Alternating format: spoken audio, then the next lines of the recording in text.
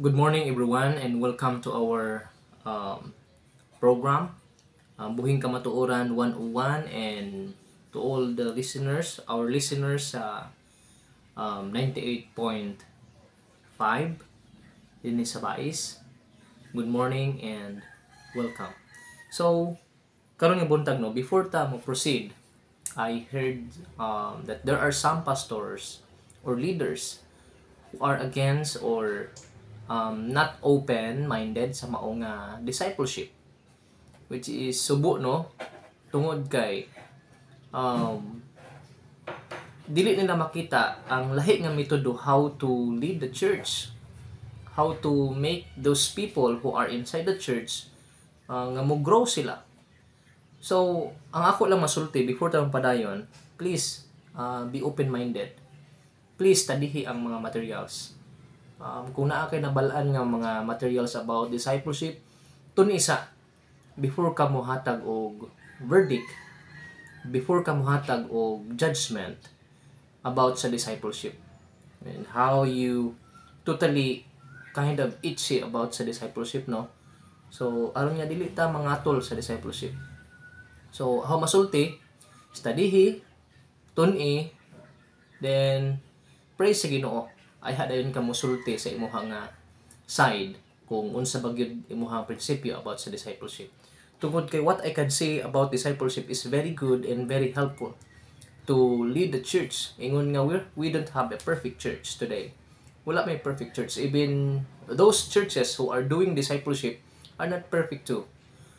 Kung atong lantawon man, there are some mistakes man pod. But sa lain nga bahin, ang discipleship makatabang siya, which is mao gid kini man ang katuyuan sa Ginoo nga magdisipulo kita. So why make disciples? Ngano nga mag-disciple kita? And the following question, who leads the group and how are they chosen and trained? So muna atong pagahisgutan karon nga buntag, who leads the group? Kinsa mag-lead sa discipleship group and how are they chosen and trained? Kung giunsa nato sila pagpili katong the group leader o unsaon nato sila pag-train. So gahapon I give some mga advices how to pick them, how to train them, but we will have our full swing this morning mahitungod sa ilaha. The group leaders are mature Christians. So, take note, pagpili di ay sa the group leader is mature Christian. Muto akong giingon gahapon nga diin ani aging video nato nga diin sa imong congregation, sa imuhang mga tao, or let's say sa mga tumutuo diha, magpili kag mga potentials.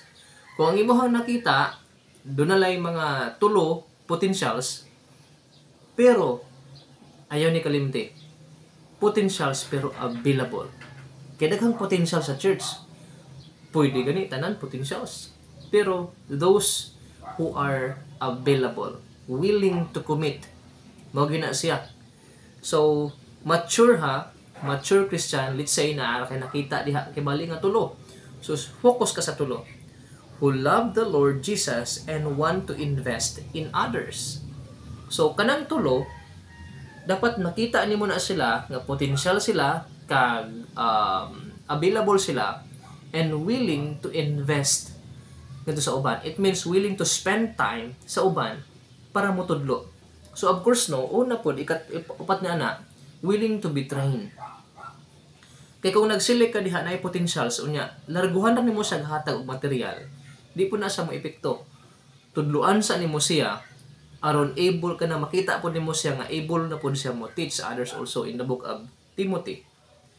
So muna ang giingon diha in 2 Timothy 2 verse 1 to 2, you then, my child, be strengthened by the grace that is in Christ Jesus. And what you have heard from me in the presence of many witnesses, entrust to faithful men who will be able to teach others also. So muna, Mature Christians, the group leaders are mature Christians who love the Lord Jesus and want to invest ngadto sa uban. Willing pud sila mutudlo, willing pud sila magpagamit nga muagak sa uban. It's kind of Sunday school teacher ba nga diin ganahan pud siya mutudlo aron makatabang sa uban nga makasabot sa pulong sa Ginoo. That lahi lang siya ang setting tungod kay dinaghan lang. Ang atong setting ani is small group mo nang di group, discipleship group tungod kay nagdala lang kag small group. Ikaw ang di group leader. Ang imong gidala gamay ra kay makita ra nimo. Let's say kung ikaw ang imong napili, mag-pick ra ka og 2 to 3 or 3 to 5. Muna siya nga bahin. Then, leave a legacy of impacting lives for generations. Take note ha, these leaders are not perfect. Wala man tayo perfecto nga leaders. But take note, na kining mga leaders, imo gining na disciple. Kaya kung wala nimo na sila matudluan, wala pug ka naka-invest. Ikaw nga leader pod, wala pug ka naka-invest og maayo sa ila, basin ang mahitabo niini lahi. Ang mahitabo niini basin og mag-create hinuon sila lahi nga organization. Tungod kay ikaw wala ka naka-impact sa ilaha.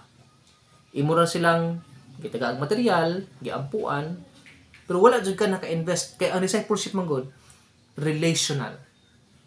Dapat sa panahon nga naa sila kawad-on naa ka. Sa panahon na sila kalipay naa ka. Sa panahon nga naa sila kasakit naa ka. Sa panahon nga naa sila sa mga kasubo naa ka. That is relational.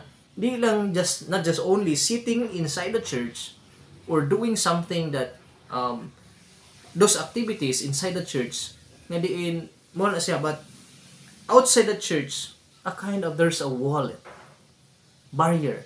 No, wala na. Dinhi sa discipleship, ginakuha na to ng barrier. Ayaw pagbutang yun og barrier. Imo gyud nang mo makigrelasyon jud ka sa ilaha. Ngabot pasabot, bisitahan gyud mo sila. Pakita gyud nimo nga love nimo sila. Lahi na pud tong kuan na pud ha. Nga di na pud ikahimaya sa Ginoo. Maging advantage na pod, mo take advantage na pod ta. So, giingon diha, they must be a committed Christ follower and then attend the group leader training course, pass through an interview process, love people and commit to leading for at least 1 year. Gani no sa tools na to dinhi 1 year ganing ilaha. So, ang ilahang ginahimo diri 1 year, pero muna nga ikaw una mo invest agad ka. Mutudlo sa ka. They strive to live a life worthy to be emulated because they imitate Christ. Wala tay laing kahimuan is tumong na to, i-draw na to sila padong ni Christ, mo imitate ta padong ni Christ just like usig ni Apostle Paul, mahimo tang good example nato sa ilaha. Ingon sa Apostle Paul, imitate me as I imitate Christ. So, that is leadership. That is discipleship. So, muna sa mo, they are not perfect person, yes. Just forgiven and living in the grace of God. Wala man tayo perfecto nga kinabuhi. Di ba't pasabot nga naghimot ang discipleship, perfecto na ta? No. Could be, naayuban nga, gahimog discipleship, ginatistingan ko sila, nahulog sila sa mapakasala. But, muna sa anindot, wala may perfecto nga gahimo sa discipleship, but at least nga dili buluyagon. Ingon diha they also take part in periodic supplement training, communication sessions. So dapat gahimo gid sila sa mga trainings ug uban pa.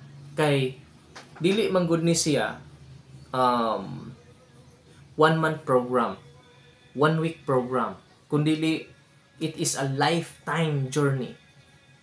Muna nga, for short, kung dili ta ganahan og responsibilidad, kung kapuyon ta, di gyud ta mag-disciple. Una na gina, for short, ako masulti. Kung kita nga leader, di ta ganahan og kapoy, labad, di gyud ta mag-disciple. Kaya naman, sa discipleship, na diha ang pag-follow up, naa diha ang prayer time, naa diha ang evaluation, naa diha tanan. Nasuksok na diha tanan sa discipleship. Imuhang time, inyuhang outing, day out ninyo by group, and then evaluation ninyo by sa mga leaders, ikaw tanan ana. So kung di ta ganahan palabad, adi gyud ta ani. Ingon dinhi in 2 Timothy chapter 2 verse 1 to 2, you then my child be strengthened by the grace that is in Christ Jesus. So dinhi ta mo end. And what you have heard from me in the presence of many witnesses, entrust to faithful men who will be able to teach others also. So entrust mo na nag-start kang Apostle Paul to Timothy to the other people, to the other person inside the church. So muna siya ang discipleship. And that's what Christ is telling us. Christ first selected sa mga apostles, and then apostles to the other people. Munang sa discipleship na dihang follow up, na diha tanan ang visitation, prayer time, not just only prayer meeting, routine, no. Kundi weekly, daily communication na sa Ginoong Dios. Ilahang devotion na diha gina-communicate na, gina-follow up na tungod kay may time na sila kanunay diha. And then, of course, doing missions. They're visiting missions. Kung kinsa nga grupo ang magbisita karon sa mission, sa mga outreaches, that is package sa mao nga discipleship. Tungod kay not just only inside the church, but they're growing up outside the church. Munang murid sila. Tungod kay interpersonal relationship ni siya. Relational. So I hope no nga karong buntaga naka-open nakatabang ni siya kung maghatag na sa inyo og dugang nga kahibalo how to run the church, how to make those things inside the church nga diin mo venture na pud taglahi nga mga metodo. Maura gud gyapon sa no, but we're so blessed tungod kay naay mga just like dinhi si Pastor Keith Groves kini iyaman ning manual gigiyahan siya sa Ginoong Dios how to arrange these things nga diin di ay makatabang siya sa church na to. So God bless ug daghan kayong salamat.